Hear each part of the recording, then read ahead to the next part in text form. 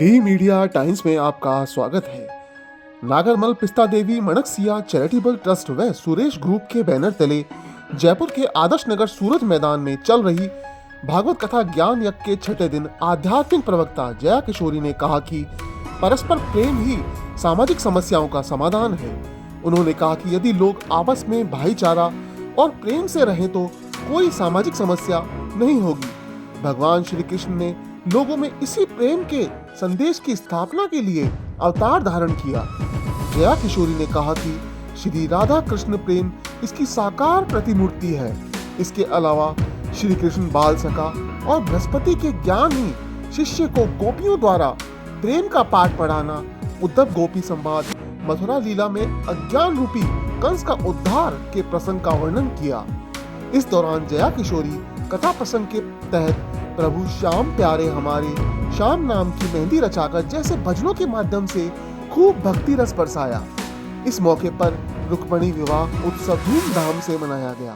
कथा प्रसंग के साथ रुक्मणी विवाह झांकी भी सजाई गई। इस अवसर पर खाद्य एवं नागरिक आपूर्ति मंत्री प्रताप सिंह खाचरियावास, भाजपा प्रदेशाध्यक्ष सतीश पूनिया, रीको के निदेशक सीताराम अग्रवाल, कांग्रेस नेता राजपाल शर्मा, पार्षद नीरज अग्रवाल व पारस जैन, आनंद गुप्ता, पवन गोयल आदि ने कथा का श्रवण किया।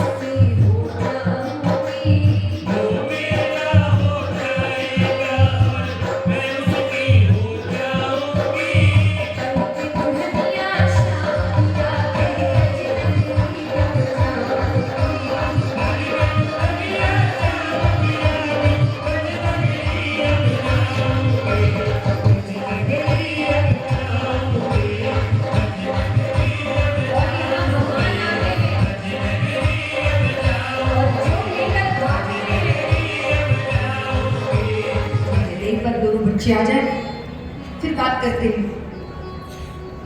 भगवान प्रवेश करते हैं। नंद बाबा कहते हैं अब आ गए बच्चे, अब तो बताइए कैसे आना हुआ।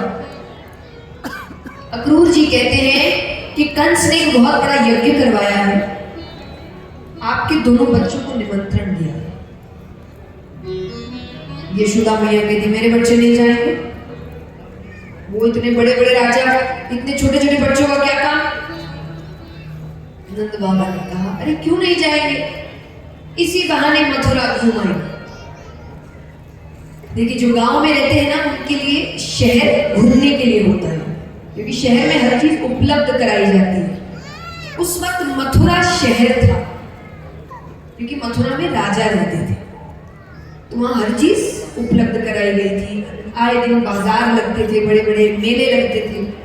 तो नंद बाबा ने कहा इसी बहाने मथुरा घुमाएंगे। ठीक है, तैयारी कर रही है।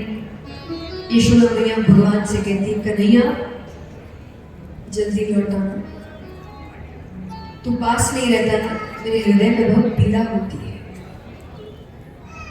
भगवान कहते मैं जल्दी लौट आऊं। उनको भी पता था अब वो वापस कभी नहीं आए।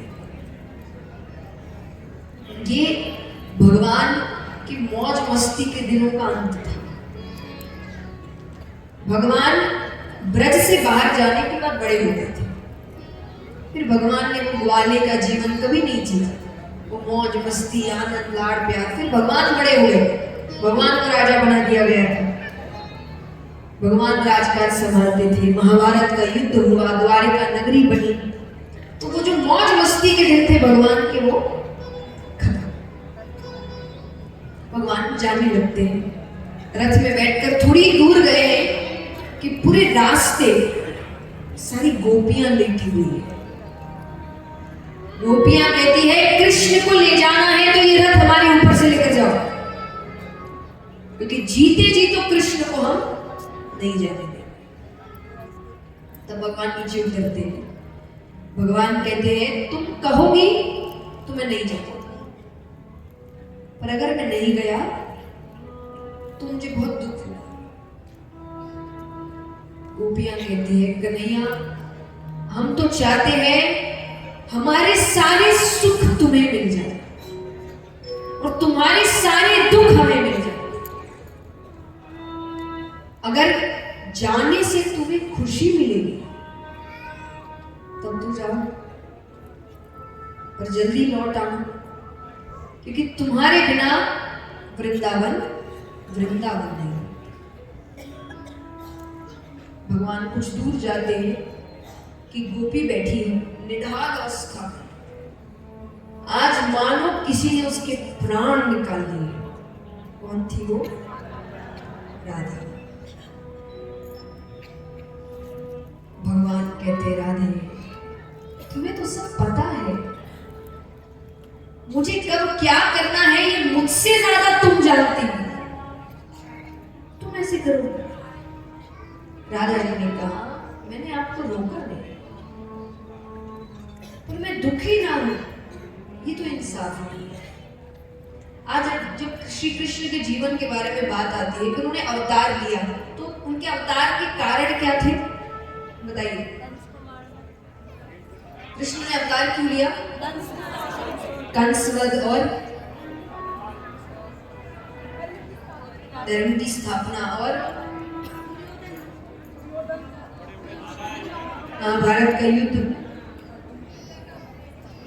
गीता का उपदेश। इतने कारण हैं, सबके पास अपने अपने उत्तर है। इतने कारण है माने कृष्ण के अवतार लेने के पीछे। राधा जी ने अवतार क्यों लिया? कृष्ण। तो वो कहती है कि तुम्हारे पास बहुत कारण है, मेरे पास क्या कारण है? सिर्फ तुम, और अब तुम नहीं तो मैं किसके लिए रहूं? फिर भी मैं रोकने को नहीं कहती, रुको मुझे पता है कर्म भूमि आवाज लगा रही है, लेकिन मैं दुखी ना हूं ये पता। तब भगवान उनको अपनी बंसी देकर जाते हैं। कहते हैं भगवान ने राधा जी से बिछड़ने के बाद कभी बंसी बजाई ही नहीं, क्योंकि वो बंसी राधा जी को देकर आए थे। तो भगवान आ जाते हैं, मथुरा पहुंचते हैं, राजमहल में प्रवेश कर रहे हैं कि राजमहल के द्वार पर ही कंस ने धनुष लटकाया है। वो धनुष केवल कंस का काल तोड़ सकता है, तो इसीलिए कंस ने लटकाया था कि उसको पता चल जाए वो प्रवेश कब कर रहा है। तो भगवान देखने लगे, बलदाव भैया कहते काम शुरू कर दो। भगवान ने उस धनुष को ऐसे तोड़ दिया मानो एक छोटा सा बच्चा एक छोटी सी टहनी को तोड़ दिया। तोड़ते ही वो आवाज कंस के कमरे तक जाती है। कंस समझ गया मेरा काल प्रवेश कर गया। अब वो कुछ दैत्यों को भेजता है, एक मदमस्त पागल हाथी को भेजता है। भगवान मारने लगते हैं कि बलदाव भैया कहते इन्हें मैं संभाल लूंगा, तुम अंदर जाओ, तुम जिस काम के लिए आए हो वो काम करो। भगवान अंदर जाते हैं, कंस के साथ युद्ध होता है, भयानक युद्ध होता है और अंत में भगवान कंस वध करते हैं और पूरे मथुरा को या पूरे ब्रज को भगवान कंस का जो अन्याय है उससे मुक्त कर दिया।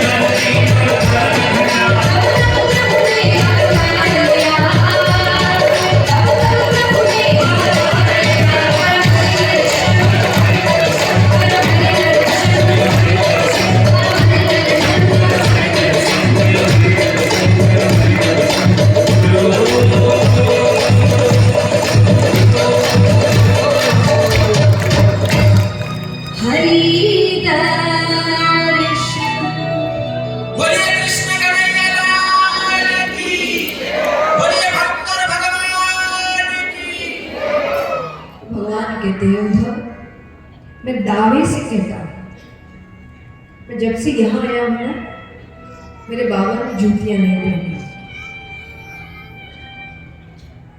भगवान कहते उससे भी ज्यादा दुख मैंने उन भोली भाली गोपियों को दिया है।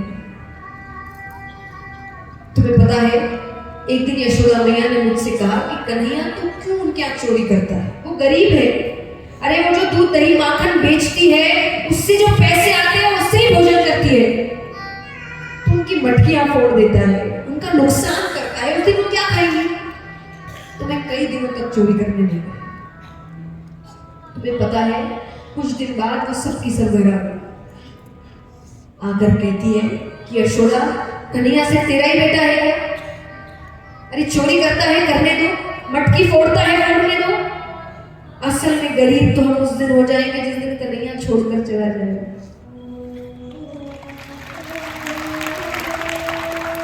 भोजन तो उस दिन नहीं करते जिस दिन कन्हैया चोरी करने नहीं आता। कैसी क्या गलती हो गई कि आटा घर नहीं आया। कभी मत कहना हम गरीब हैं। भगवान कहते उससे भी ज्यादा दुख मैंने अपनी राधे को दिया है। भगवान कितनी देर तक राधे राधे राधे कहकर रोने लगे। देखिए यहाँ पर मुझे कितनों की आंखों में आंसू दिख रहे हैं, जबकि आप सिर्फ बात सुन रहे हैं। भगवान तो उद्धव जी के सामने असल में रो रहे हैं, पर उद्धव जी पे कोई असर नहीं। इतनी बातें सुनने के बाद भी उद्धव जी कहते हैं तो इसमें रोने की क्या बात है। अगर ऐसा था तो आप उन अनपढ़ गवार ब्रजवासियों को ज्ञान से समझा सकते थे। अनपढ़ गवार, भगवान कहते हैं तुम्हें कैसे पता वो अनपढ़ गवार है। उद्धव जी कहते वो कहां गुरुकुल गए होंगे, उनका तो दूध दही बेचना काम है। भगवान कहते ऐसे तो मैं भी गुरुकुल नहीं गया, एक ही वर्ष गया, एक वर्ष में कोई कितना सीख लेगा। उद्धव जी कहते प्रभु आप तो खुद ज्ञान है, ज्ञान की शुरुआत आपसे होती है। भगवान समझ गए जिस मौके के तलाश में वो थे, वो मौका आज उन्हें मिल गया।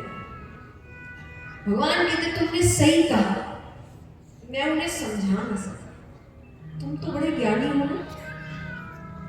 उद्धव एक काम करो, तुम ब्रज जाओ और ज्यादा लोगों को नहीं, नंद बाबा यशोदा मैया गोपियां बस इनको ज्ञान से से समझाओ कि रोना धोना प्यार मोहब्बत छोड़ो, ज्ञान मार्ग पर चलो। उद्धव जी को अपने ज्ञान पर भरोसा था, वो जाते हैं। जाने से पहले भगवान ने उनको अपने कपड़े दिए, पीताम्बर दिया, कुंडल दिए, मुकुट दिया। तो उद्धव जी ने कहा इन सब की क्या जरूरत है? बोले इनके बिना बात करना तो दूर, कोई तुम्हें देखेगा भी नहीं। अरे इनसे, इनकी सुगंध से एक बार के लिए उनको लगेगा मैं आ गई, तो वो अपनी नजर उठाकर तुमको देख सकते हैं। ठीक है, उद्धव जी जाते हैं। भगवान ने सबका हुलिया बताया, कौन कैसा दिखता है, पहचानने में दिक्कत ना हो। उद्धव जी गए, वृंदावन में प्रवेश कर रहे हैं कि कुछ गोपियां जा रही थी। तो उद्धव जी ने पूछा कि अरे सुनो, ये नंद बाबा का घर कौन सा है? गोपियों ने कहा मथुरा से आए हो।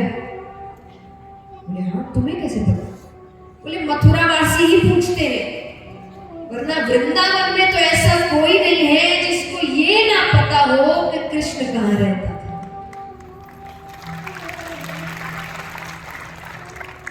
उद्धव जी कहते अच्छा तो घर बताओ कहाँ है?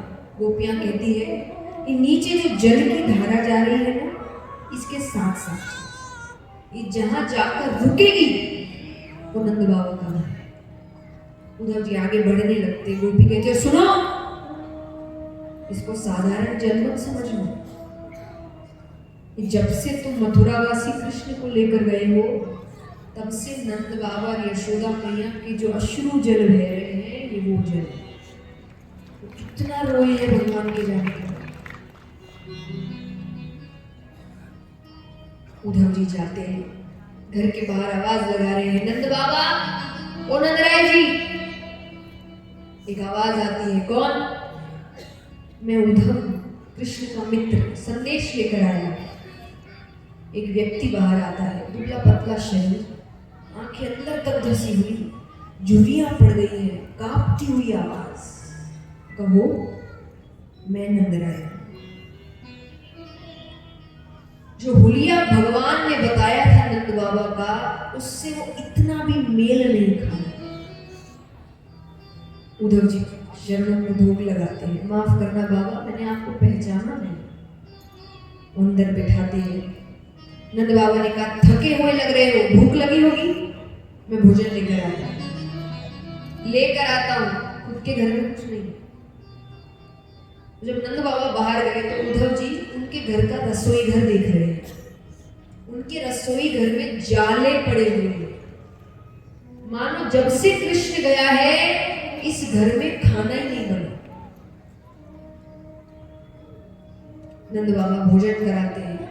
अब बात करने बैठे ही हैं कि सामने के कमरे से यशोदा मैया आती है। अरे किससे बात कर रहे हो? जैसा मैंने कहा कि अगर दूर से कोई उद्धव जी को देखता था तो उन्हें क्या लगता था? एक बार के लिए वो जोर से चिल्लाती है, कन्हैया तू आ गया। नंद बाबा कहते कन्हैया नहीं है, मित्र है, संदेश लेकर आया। यशोदा मैया कहती कन्हैया जब छोटा था ना, जब वो रोता था, मैं घर के सारे काम छोड़ देती थी कि वो रोए नहीं। मैं उसको रोते हुए नहीं देख सकती थी। आज उसकी माँ कब से रो रही है, वो आ नहीं सकता, मित्र को भेजा है। उद्धव जी कहते हैं मैया कन्हैया को खुद गर्ज मत समझना, वो आप सबको बहुत याद करता है। मैं जब यहाँ आ रहा था तो देवकी माता ने मुझसे कहा, जब भगवान नए नए आए थे तो देवकी माता यशोदा मैया से बात करने आई थी कि कन्हैया को क्या पसंद है, कैसे रहता है, क्या करूं, क्या खिलाऊं, तो बहुत कुछ बातचीत हुई थी। तो वापसी संदेश भेज रही है देवकी माता। बोले देवकी माता ने कहा कि यशोदा से कहना कि यशोदा धन्य है तेरे लालन पालन को, पर तूने कहा था कि तेरा बेटा बहुत शैतान है, चंचल है, दिन भर भागता दौड़ता रहता है, घर में पैर नहीं रखता। और यहाँ तुम घर से बाहर पैर नहीं रखता। चंचलता तो दूर, मैंने आज तक कृष्ण को ठीक से मुस्कुराते हुए नहीं देखा कि वो खुलकर हंसता कैसे है। देवकी माता कहती, तुमने कहा था कि तेरा बेटा खाने पीने का बड़ा शौकीन है, तुम उसे दिन में 8 बार भोजन कराती हो। मैं यहाँ पर मैंने उसके लिए एक दिन गौरस से बनी एक मिठाई बनाई, उसकी थाली में रखी, तो जो कन्हैया थाली को हाथ जोड़कर बैठता था उसने थाली छोड़कर चला।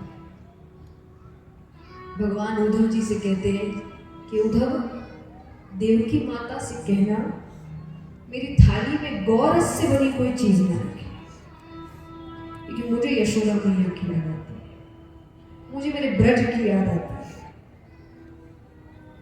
यशोदा मैया इससे ज्यादा सुनी नहीं पाती, वो बेहोश हो गई।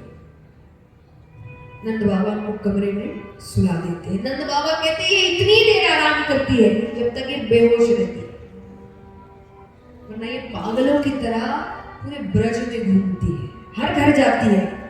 नंद बाबा कहते हैं क्या है ना, हमारा बेटा थोड़ी चोरी करता था, तो इसको लगता है कि वो किसी के घर चोरी करने गया था और उन्होंने इसको बांध के रख लिया, तो हर घर जाके सबसे माफी मांगती है।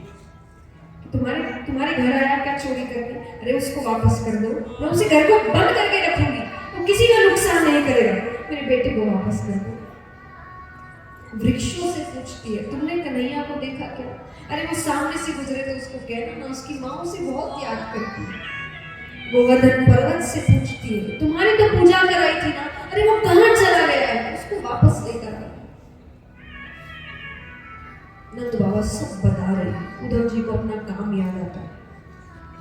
उद्धव जी ने कहा, बाबा आप सौभाग्यशाली है कि कन्हैया ने आपके यहाँ लीला करी, पर वो किसी का बेटा नहीं, वो किसी का पुत्र नहीं, वो परम पिता परमेश्वर है।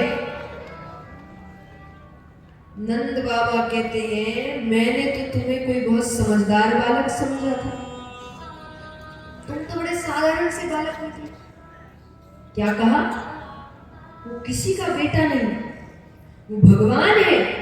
अरे भगवान के एक लक्षण नहीं है उसमें। नंद बाबा कहते हैं, भगवान तो सबका पेट भरते हैं कि नहीं, अन्न का भंडार है, तो जिसके खुद के पास अन्न का भंडार है वो भूख से तड़प सकता है, तड़प सकता है क्या? बोले मैंने कन्हैया को भूख से बिलखते हुए देखा, वो तब तक रोता जब तक यशोदा उसे खाना नहीं खिलाती। तुम कहते हो भगवान, अरे भगवान कहते सत्य की राह पर चलो, मेरा बेटा बात बात पर झूठ बोलता है, चोरी करता है। तुम कहते हो भगवान, और चलो मैंने मान लिया कि मुझसे गलती हुई, मैंने उसको बेटा कहा, पर क्या भगवान से गलती हो सकती है? भगवान से गलती हो सकती है? उसने मुझे बाबा कहा है, उसने यशोदा को मैया कहा है। जब गोपियां उससे कहती कि नंद बाबा गोरे, बलदाव भैया गोरे, यशोदा मैया गोरी, तू कहां से आ गया, तू इनका बेटा नहीं है, तो क्रोधित हो जाता।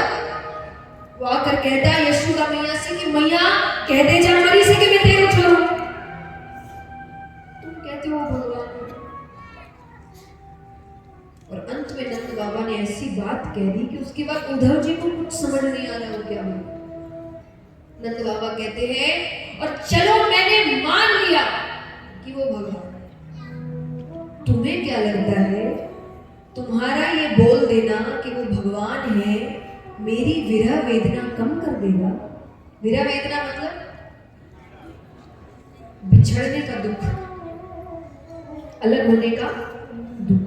वो कहते हैं कि तुम्हारा ये कह देना कि वो भगवान है मेरी विरह वेदना कम कर देगा क्या? अरे आज तक तो मैं ये सोच रहा था मेरे बेटे ने मुझे छोड़ दिया, बहुतों भी छोड़ देते हैं भाई, पर भगवान तो है, मैं उसके भरोसे रहूं।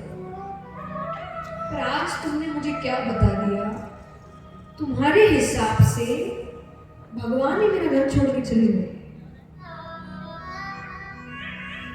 आज हम 6 दिन से आपको क्या समझाने की कोशिश कर रहे हैं कि दुनिया में कोई भी साथ छोड़ सकता है सिवाय भगवान, उसके भरोसे रहो। हर ज्ञानी यही बता रहा है, हर कथा करने वाले यही बता रहे हैं। पर उद्धव जी के तर्क के अनुसार नंद बाबा का घर तो भगवान ही छोड़कर चले। वो कहेंगे तुमने तो मुझसे मेरी आखिरी उम्मीद ही छीन ली।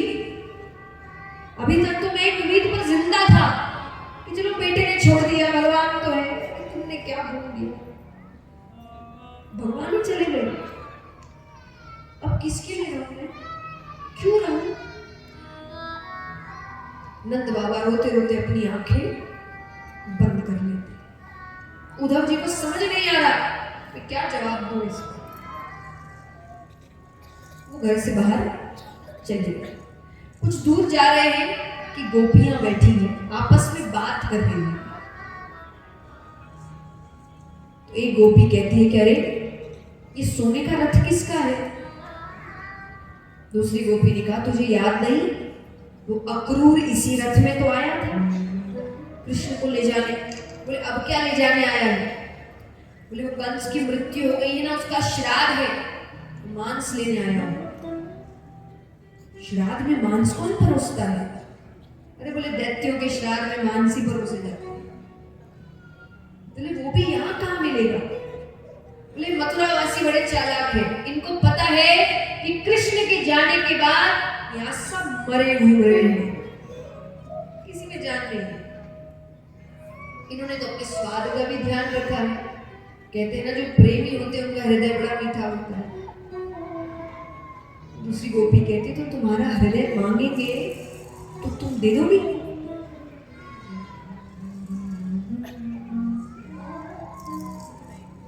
कि तुम दे दोगी? गोपी कहती क्यों नहीं? अरे मामा के श्राद्ध में भांजा भी तो होगा, सारे काम वही देख रहा होगा, वो दूर से देखकर पहचान जाएगा कि किस गोपी का हृदय है। हम उसके पास नहीं जाते, वो हमारे हृदय देख ले कि हमें कितनी तकलीफ हो रही है। ऐसे भाव एक बार मीराबाई के थे। मीराबाई भगवान को याद कर रही थी, पेड़ के नीचे बैठी थी, भजन गा रही है, भगवान दर्शन देने नहीं आए। अब वो गाए जाए रोए जाए, गाए जाए रोए जाए, पर भगवान आ नहीं रहे। उस पेड़ के ऊपर एक कौवा बैठा है, बहुत आवाज कर रहा है, उसको परेशानी भी हो रही है, मेरे भजन के बीच बीच आवाज कर रहा है। अंत में तंग आकर उस कौवे से क्या कह रही है सुनिए, यानी कि भगवान से मिलने की पीड़ा एक सच्चे भक्त में किस हद तक होती है। मीराबाई कहती है कि काढ़े कलेजो मैं धरूं रे, कि काढ़े कलेजो मैं धरूं रे, कागा तू ले जा। मुझे भूख लग रही है इसलिए आवाज कर रहा है, मैं अपना कलेजा निकाल कर देती हूँ खाने के लिए, पर एक शर्त है, यहाँ नहीं खाना। कहाँ खाना? कि काढ़े कलेजो मैं धरूं रे, कागा तू ले जा, और जाते सामरो पिया बसे, वो देखे तू कि जाते सामरो पिया बसे, वो देख रहा होना चाहिए कब खाना, उसको समझ आना चाहिए पीड़ा क्या होती है, उसको मजाक लग रहा है ना ये सब। ये भाव 8 गोपियों के। निवेदन है बैठ जाए सब, मैंने सिर्फ आधे घंटे मांगा था आपसे।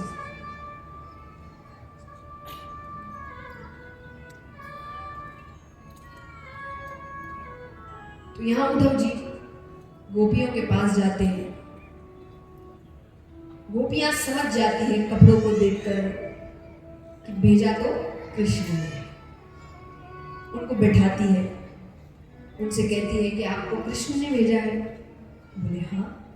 बोले ये कुंडल मुकुट उसने पहनाए हैं? बोले हाँ। तुम्हें कैसे पता? गोपियां कहती अपना ऐश्वर्य दिखा रहे हैं कि राजा बन गए हैं, क्योंकि इतना सोना तो भगवान यहाँ नहीं पहनते थे ना, यहाँ तो साधारण ग्वाले का जीवन था। लेकिन वो सब जितने कुंडल मुकुट में सब भगवान की सुगंध है, और वो सुगंध पहचानती है। तो कह रही है कि दिखावा कर रहे हैं क्या कि राजा बन गए, इतना सोना पहना के भेजा है आपको? गुस्सा भी तो है थोड़ा, मन में क्या नहीं रहा, तो गुस्सा भी दिखा रही है। उद्धव जी कहते हैं नाराज मत हो, तुम्हारे लिए भेजा है, संदेश लेकर भेजा है। ले कैसा संदेश? बोले संदेश भेजा है कि रोना धोना छोड़ो, ज्ञान मार्ग पर चलो। अरे वो किसी का बेटा नहीं, उसका कोई रूप नहीं, उसके हाथ नहीं, उसके पैर नहीं, उसकी आंखें नहीं, वो एक शक्ति है। गोपियां कहती है कैसी बातें कर रहे हो, ज्ञानी हो कैसे सर बिना सर पैर की बातें कर रहे हो? हाथ नहीं तो किसने हमारी मटकियां फोड़ी?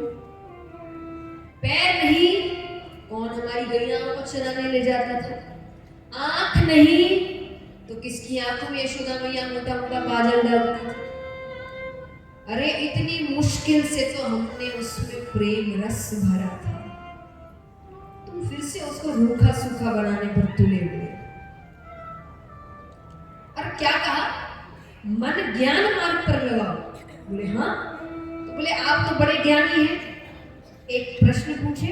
बोले बताइए, मन कितने होते हैं, दिल कितने होते हैं, बताओ। एक। बोले वो तो कब का कृष्ण को दे दिया, अब वो वापस करे तो ज्ञान मार्ग पर भी लगा दे। और गोपियां कहती चलो, अगर हमने आपकी बात मान भी ली, हमको फायदा भी तो पता होना चाहिए, ज्ञान मार्ग पर मन लगाने से क्या होगा? बोले स्वर्ग मिलेगा, कल्याण होगा। तो बोले ठोकर मारते हैं ऐसे स्वर्ग को जो हमें कृष्ण प्रेम से दूर कर। और अगर कृष्ण से प्रेम करने से हमें नरक मिलेगा तो जन्मों जन्मों तक नरक में रहने को। उद्धव जी कहते अभी तो कह रही थी कि राजा बन गया है, ऐश्वर्य दिखा रहा है, अब कह रही है उसके लिए नरक जाने को तैयार है, उसी की बातें कर रही हूँ। गोपियां कहती यही तो प्रेम है। प्रेम क्या है? प्रेमी को छोड़ सकते हैं, उसकी बातें नहीं छोड़ सकते। गोपियां कहती है कि कारे को छोड़ो जा सके, पर कारे की कथा ना छोड़ी जाए। अरे जिंदा ही इसीलिए है कि उसकी बात कर पा रहे हैं, उसकी बात भी कोई हमसे छीन ले तो फिर शायद हम जिंदा ही नहीं बचे। तो गोपियां कहती हमें पता है आपको हमारी बात समझ नहीं आ रही, हम पागल लग रहे हैं, सबको लगता है। असलियत पता है क्या है कि हमको अपनी बात आपको समझानी भी नहीं, हमारी बात या तो हम समझते हैं या तो कृष्ण समझते हैं। गोपियां बहुत सुंदर बात कहती है, क्या?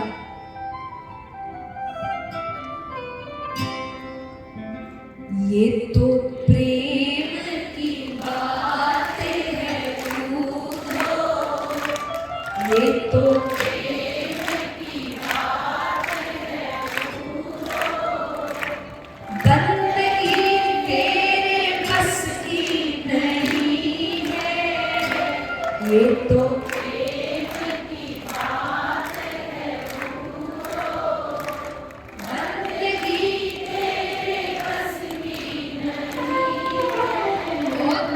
यहाँ सरे देके होते हैं सोने, यहाँ सरे देके होते हैं सोने, आशिकी इतनी सस्ती नहीं है, ये तो प्रेम की बात है। आइए इस प्रेम तत्व को समझते हैं। ये तो प्रेम